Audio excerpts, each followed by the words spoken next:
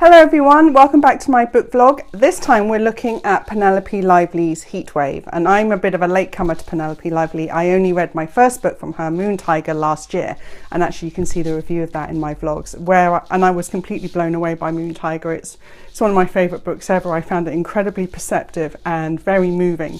And that is exactly the same with Heatwave.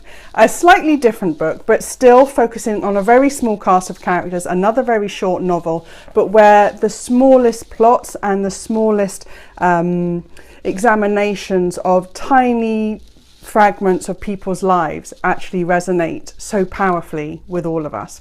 In Heatwave, we're with Pauline, a woman in her 60s who is spending the summer in a rural cottage somewhere in the middle of England.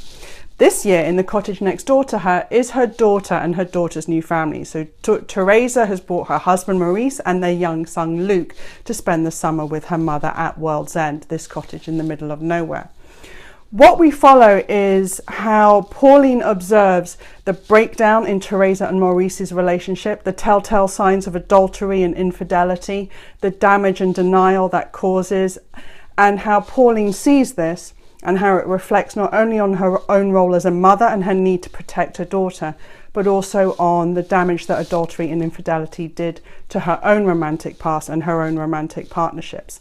So similarly with actually Moon Tiger, Penelope weaves a very clever web where we have a series of flashbacks that sort of come intermittently with the present. So as Pauline watches Maurice and Teresa fall apart, it brings back painful memories from her own life, where we fall back into Pauline's memories, and she sort of recalls the painful incidences from her own past. And what you really feel a sense of is the fragility of life, the fragility of hopes and dreams, and how everything that you really hope for and dream for and long for can be gone in an instant through no fault of your own, and sort of the knife to the heart. It's very moving, and Pauline's writing is so beautiful and so elegant. I love Heatwave. It's a wonderful book. Penelope Lively, Heatwave.